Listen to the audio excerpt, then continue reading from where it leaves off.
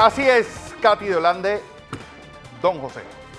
Oiga, usted se enteró de la noticia interna aquí, ¿no? ¿De cuál? De las actrices. Katy ayer debutó Como actriz. como actriz. ¿Eh? Nos va a contar ahora cómo le fue, pero dice que estaba nerviosa, pero que le fue bien. ¿Eh? Próximamente en pantalla, solo en cines. Y Lupe también va a Y estar Lupe ahí, también. para que usted sepa lo que aquí hay. Oiga, algunas cosas que debemos recordar. Primero, sepa qué está pasando en el sistema eléctrico panameño. Que es importante, ¿no? Ahora que estamos hablando de aguaceros y gente preocupada que se estaba inundando. Mire, nosotros estamos locos. Bueno, le cuento. El sistema eléctrico panameño hoy, en este momento que estamos usted y yo hablando, casi el 78% de la generación es térmica. Casi el 78%. Y 2/3 de esa generación, de este momento, está llevado por dos plantas. Cobre Panamá, que tiene una instalación de 300 megawatts, está casi en 287, más o menos por ahí en este momento. Y la planta de gas natural de AES en Colón, están llevando el grueso de la generación térmica en este momento. La planta de Fortuna está andando, el lago está en 1033, de 1050, que es su máximo. Bayano está detenido en este momento, no está generando, está el lago en 54.11, su máximo nivel es 62, su nivel de que no puede generar es 50, o sea, está deprimido el lago. Las otras plantas son de pasadas. Changuinola no tiene una reserva de agua nada más que de 3 días.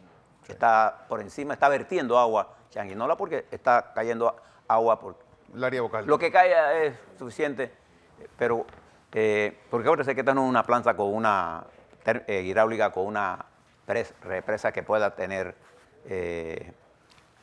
agua disponible en caso de que no llueva. De manera que el sistema está básicamente Estable. térmico, tenemos una reserva rodante bastante buena. Los problemas de nosotros en este momento se concentran en las áreas de distribución, en donde está ocurriendo muchos apagones, producto, dice la SEP, que falta de mantenimiento de las empresas. Y no pasa nada. Y no sé qué hace la SEP para que eso no pase. Y hay problemas serios en el área de la provincia de Panamá Oeste. En donde las fluctuaciones de voltaje y los apagones largos, locales, no nacionales, locales, se producen con... ¿Y por qué se concentra ahí? Es lo que nunca... Bueno, lo que se ve... No, debe haber en todos lados. Pero Sí, pero... Porque por esa área hay mucha contaminación. Gran parte de las líneas de distribución, cuando entra ya el verano a esta altura, ya mucho de eso está contaminado, pero además de eso hay muchas quemas. Claro. Y entonces, si usted no tiene limpia, es lo que pasaba en Venezuela. Gran parte del problema en Venezuela era que la línea de transmisión, al no tener mantenimiento abajo, los arbustos, cualquier fuego se lleva esas líneas. Entonces, en este momento hay gente que tira colillas de cigarrillo y se prende y produce más contaminación. Hay una ionización y se produce un cortocircuito. Pero hay otros problemas que tienen que ver también con fluctuaciones en la línea de transmisión de alta tensión. Hay una serie de eventos, pero donde se manifiesta esto más es en el oeste de la ciudad. Y esto tiene que ver mucho porque este es un sistema en la que la mayoría de nuestra generación viene del oeste y nuestro sistema de subestaciones no tiene mejor mantenimiento. Vamos a ponerlo alto y claro. Sepa todo esto, porque lo que cayó ayer fue... La primera prueba. Ayer vi mucha gente diciendo que, bueno, si había caído agua, que si se había inundado, gente recorriendo la vía argentina para ver si se había... Bueno, la vía argentina fue la que no se inundó. Para los que querían que se iba a inundar, no se inundó. Le paso el dato al amigo Mayer Mirachi. Otra cosa importante, observe el proceso electoral. Y es lo que me quiero detener en el día de hoy, Fernando. Fíjense que van a ocurrir, estamos, como yo le decía, a 4 semanas del proceso electoral ya. Y cada evento de lo que viene va a tener un efecto en lo que yo llamo la dinámica política. Hay mucha gente que le está presentando a ustedes encuestas y encuestas y encuestas, y ahora le voy a hablar sobre estas dos. Y Las encuestas tienen que ser entendidas en el marco en que ellas están ocurriendo. ¿Se acuerda la semana pasada cómo comenzamos el lunes? Con una encuesta de quién? De la prensa. De la prensa, que había puesto y que ponía a Cortizo en 28, para redondearlo, no recuerdo si era 28.7, sobre 51, que decía la que mantenía La de la Estrella. la de la Estrella de Panamá. Y como respuesta a la prensa, el día siguiente la Estrella publica en una columna en todo el medio la otra encuesta. Y la diferencia entre la prensa y la encuesta de la prensa, que está dirigida por un Ex militar español. exmilitar, jefe de la inteligencia español. Del CECIT. Directo del Qué CECIT. cosa más curiosa, ¿no? Que la prensa haya caído en la mano De un militar. de un militar de la Español. inteligencia española. Ojo, me llamó la atención si se dieron cuenta de ese dato importante. Tan curioso. Tan curioso. Bueno, inmediatamente le contesta la Estrella y ambas, después se publica otra más, y las tres que publica Sid Gallup, ninguna de las tres coincide con nada, todas están por encima de su diferencia del margen de error, entonces usted tiene una definición.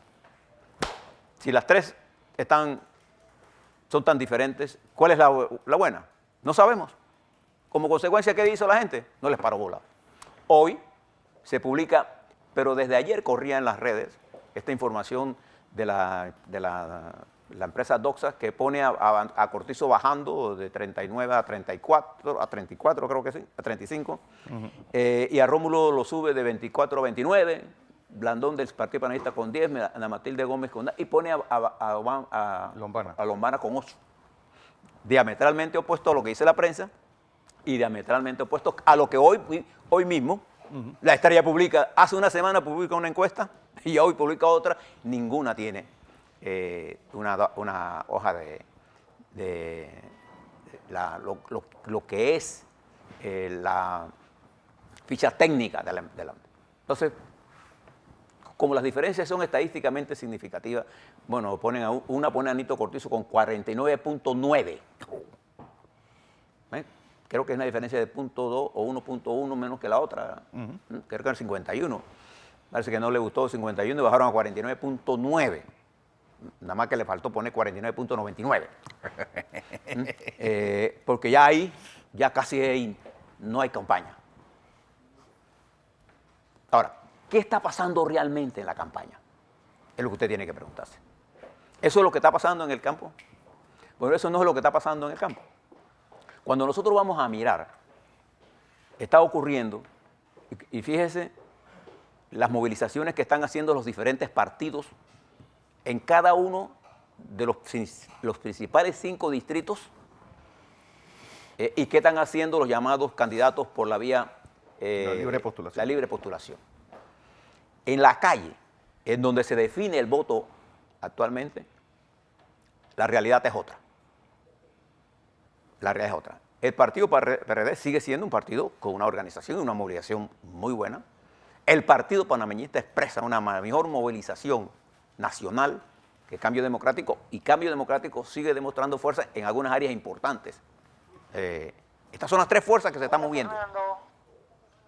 Y esas movilizaciones le están indicando a usted que la elección se mueve allí. ¿Cuánto y a favor de quién? Usted puede asumir que la primera opción presidencial la tiene el PRD. Pero usted no puede asumir que la elección ya la ganó el PRD. No. Y le voy a explicar por qué. Hay elementos que están ocurriendo esta semana, y eso es lo que quiero que tenga en consideración. No le voy a decir, porque no tengo ninguna bola de cristal de quién va a ganar las elecciones. A mí no me preocupa el horse racing de hoy. A mí me preocupa que las elecciones el 5 de mayo son las que definen esto. Por ejemplo, recuerde lo que les dije. En el 94, Mireya Moscoso estaba con 14 y terminó con 29. En el mismo escenario como este. Y los independientes, que representaba Rubén Blades, quedaron con 17. ¿Para qué está pasando? ¿Qué son las cosas que usted tiene que mirar para entender la dinámica electoral?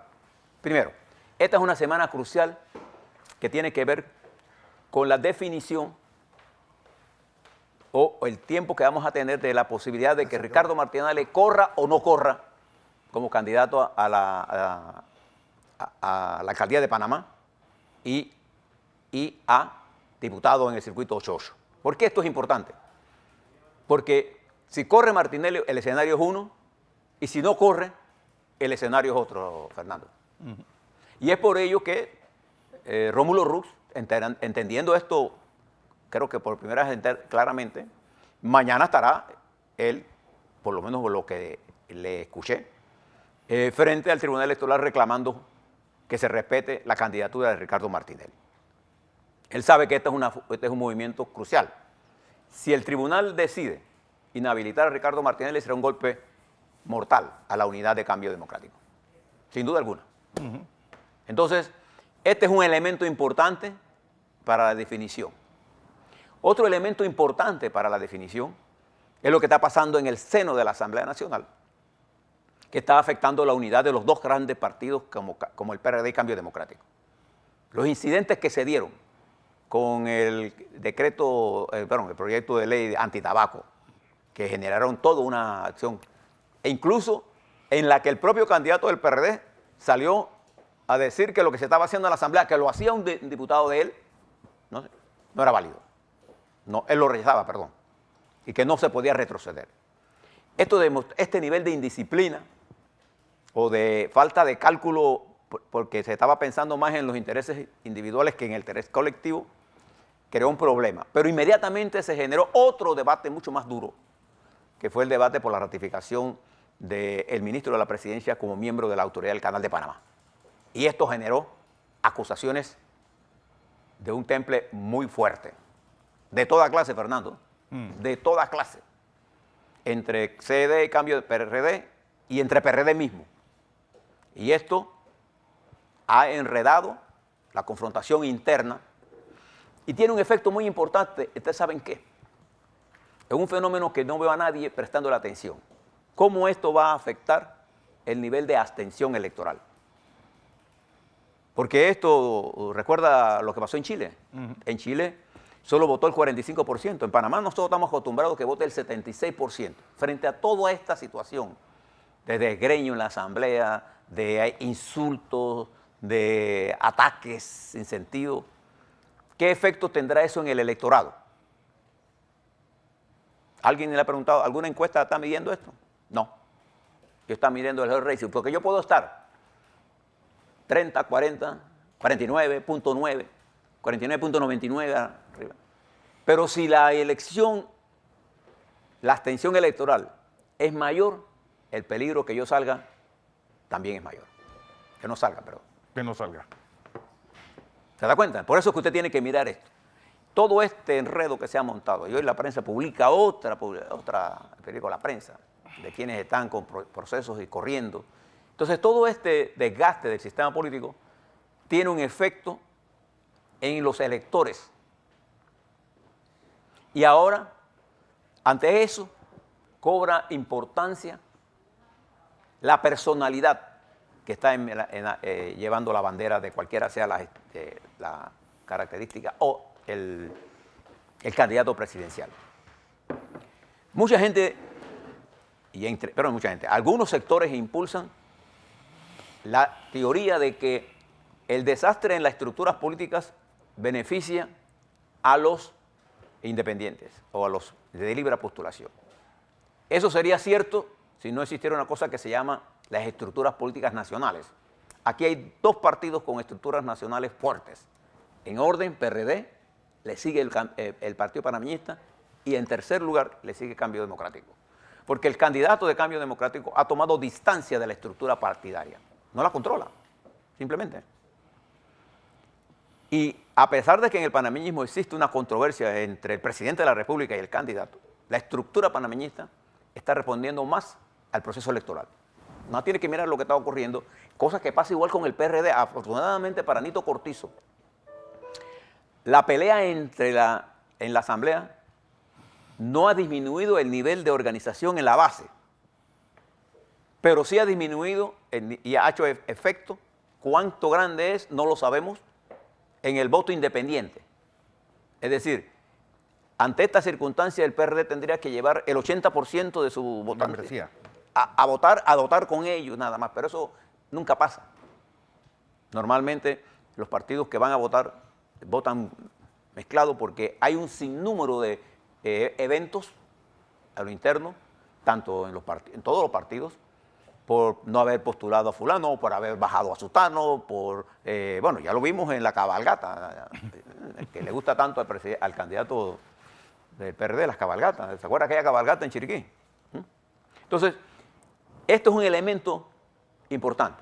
Un elemento importante en la campaña es Juan Carlos Varela, sin duda alguna. El presidente Juan Carlos Varela piensa que él es un elemento positivo para la campaña de su partido. Él lo cree de verdad. Sí, no te rías. Él lo cree de verdad. Yo pienso que es al revés.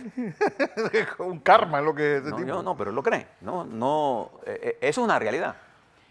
De él, pues. De él. De él. Entonces, ¿cómo estos factores van a influir en el proceso electoral? Y hay un cuarto factor, el Tribunal Electoral. Si el Tribunal Electoral no se da cuenta que lo que está ocurriendo en este momento, el deterioro político le está tocando al Tribunal Electoral. Y le voy a explicar en algunas áreas. Por ejemplo, este relajo de las encuestas. ¿Por qué el tribunal no asume rápidamente su papel?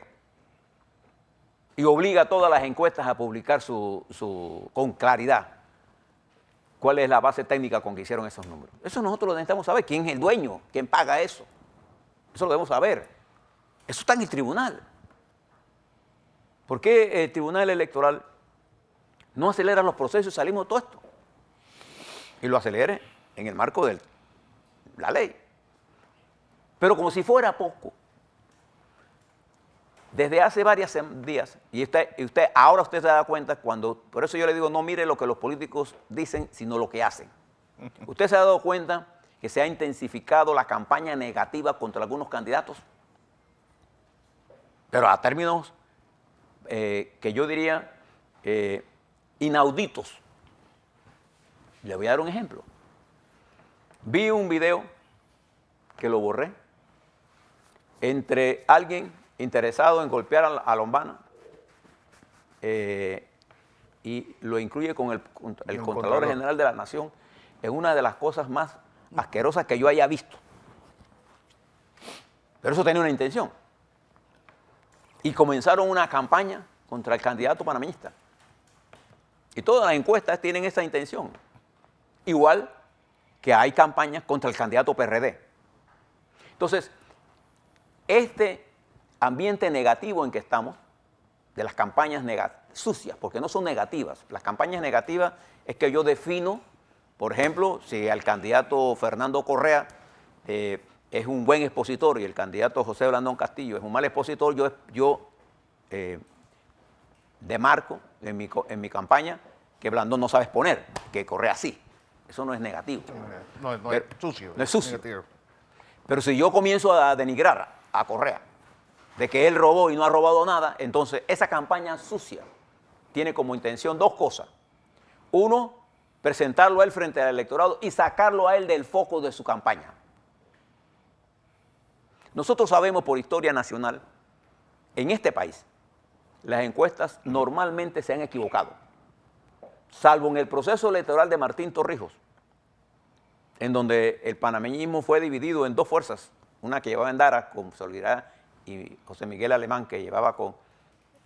En ese, las encuestas coincidieron, pero en la que Mireya Moscoso ganó incluso, todas las encuestas a lo largo del proceso electoral de Mireya Moscoso la ponían perdiendo las elecciones, en esa segunda ocasión. Y en la primera la pusieron con 14 cuando terminó con 29.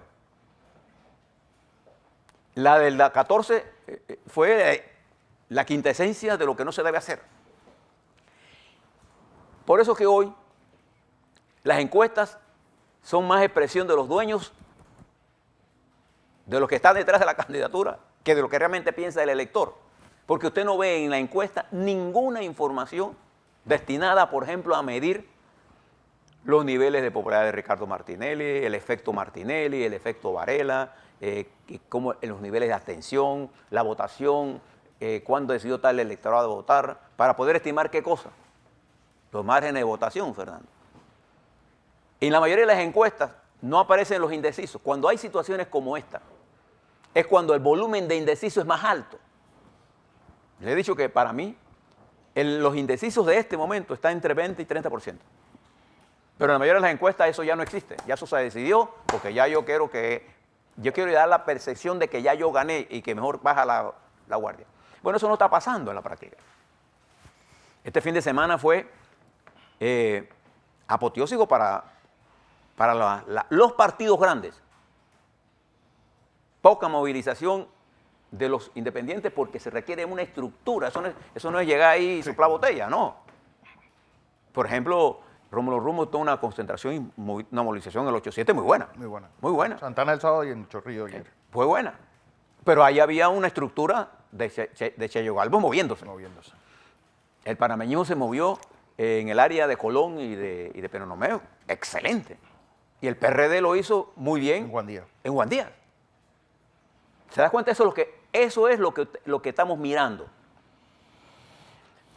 ¿Cuál es el peligro donde estamos?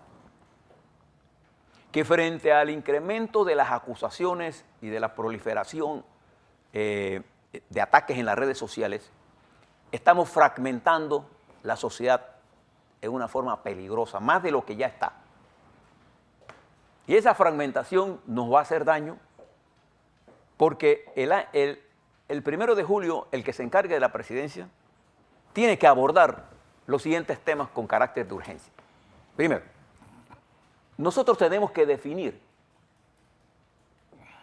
cómo vamos a manejar el sistema sanitario y particularmente el problema de los medicamentos. Es un tema fundamental que nos tiene, Fernando, cabreado a lo que vamos a comprar medicina por el abuso. El abuso. Es un problema serio. Dos, ¿qué vamos a hacer con la Caja del Seguro Social? Para amarrarlo ahí. ¿Y cómo vamos a hacer eficiente la atención primaria y secundaria del Ministerio de Salud? Eso es una cosa. Otra cosa importante, ¿qué vamos a hacer en el sector eléctrico? ¿Por qué Panamá tiene que seguir pagando la ineficiencia de plantas para satisfacer los intereses de unos cuantos multimillonarios? A ver, ¿cuándo vamos a dejar de meter las manos en el mercado eléctrico? ¿Cuándo vamos a tener una autoridad de los servicios públicos que sirva? ¿Cuándo vamos a tener transparencia? Esas son las cosas que tenemos que... Miren el sector eléctrico. Nosotros tenemos que definir en materia de la Constitución qué vamos a hacer. Los panameños estamos cansados de mirar el problema en la Asamblea, el problema en las Cortes, la falta de legitimidad de muchas cosas y transparencia. Bueno, necesitamos una reforma. Hay quienes están proponiendo hacerla con la misma Asamblea electa, con los mismos que van a salir. Entonces tenemos que tomar una decisión sobre eso. Tenemos que tomar una decisión sobre el agua. Nosotros hablamos del canal, pero no queremos darnos cuenta que a la orilla del canal de Panamá cada vez son más miles de usuarios del agua potable que hacen uso de la agua de reserva que tiene Maden y que tiene Gatún, pero no le estamos metiendo más agua a ese canal. Tenemos que tomar una decisión de buscar fuentes alternas para enriquecer el suministro de agua a la vía acuática para consumo personal y para manejo del canal, en ese orden. Necesitamos una reforma en el sistema educativo. Mire 5 cosas fundamentales. No hay nadie que lo pueda hacer solo. Por ahí veo un tuit de Ricardo Martinelli diciendo una cosa que para mí, que yo comparto. Para poder hacer cualquier de estas transformaciones, necesitamos el papel de todos. Entonces, lo que estamos haciendo ahora mismo es creando las condiciones para los que ganen entonces con el odio propio que nos ha dejado estos años de persecuciones, de divisiones, de mirar pendejadas en vez de ver las cosas esenciales, que ha distanciado a las estructuras políticas del electorado. Hay un divorcio entre las estructuras políticas.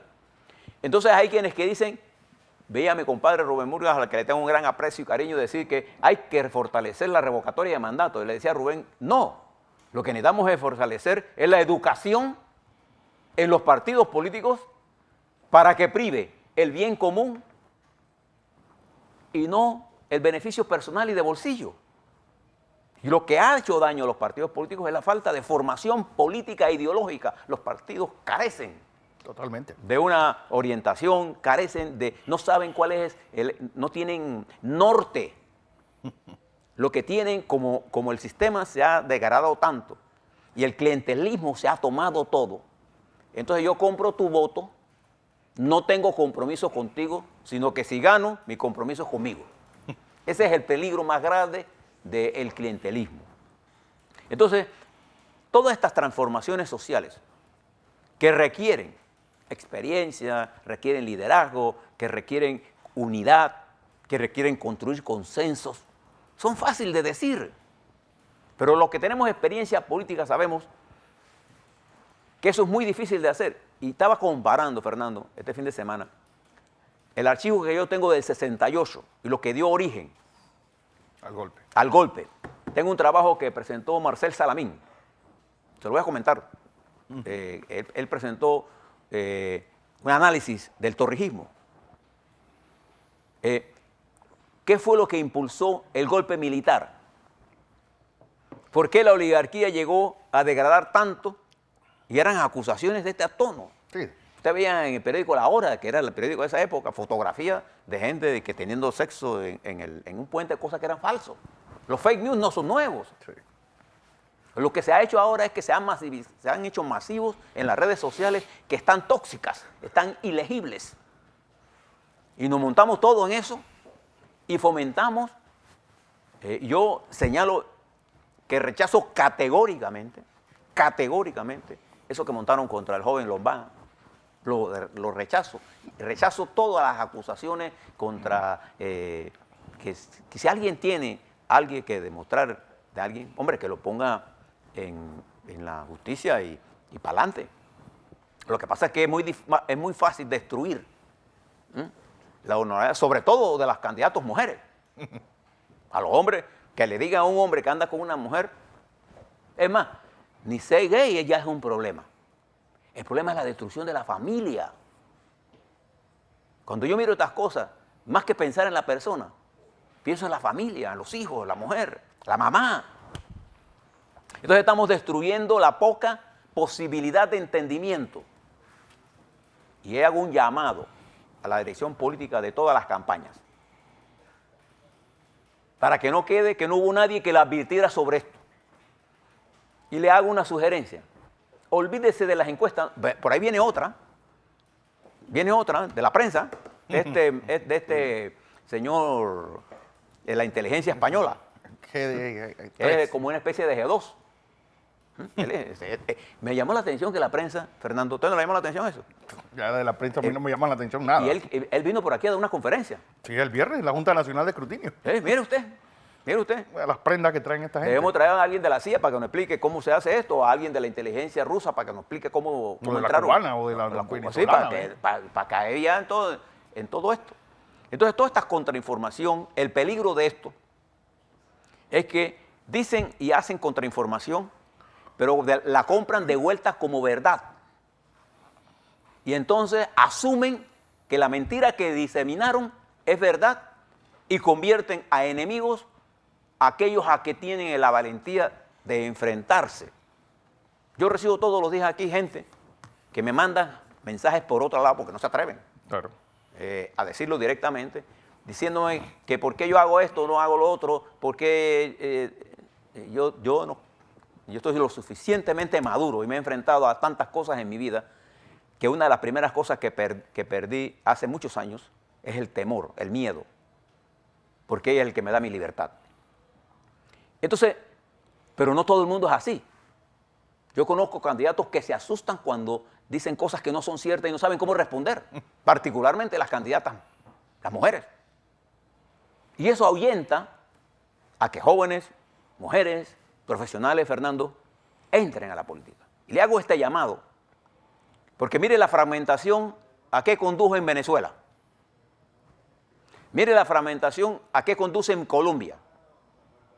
Mire la fragmentación a qué conduce en Brasil y en Argentina. Mire la fragmentación en Centroamérica. Entonces, si usted mira el mundo, Libia, Yemen, Sudán, Argelia, Francia, España, Grecia, para darle Inglaterra. Entonces usted se da cuenta que lo más importante no es la competencia. Si gana A, está bien, gana A, pues, ¿cuál es el problema? Pero si ese A cree que él es Tarzán con todos los monos arriba, entonces estamos muertos. Porque ni todos los panameños juntos podemos fácilmente atravesar el mar y la tormenta que viene, la tormenta perfecta que se avecina. Y tenemos que atravesarlo. Usted puede atravesarlo con todos o tirar a la borda a los mejores. La selección de ustedes. Le reitero, estas 4 semanas serán duras. Vienen eventos que van a definir todo esto. Siempre, como consejo, nunca haga el mejor escenario su escenario. Si usted quiere triunfar, siempre trabaje con su peor escenario para lograr el mejor escenario. Así es.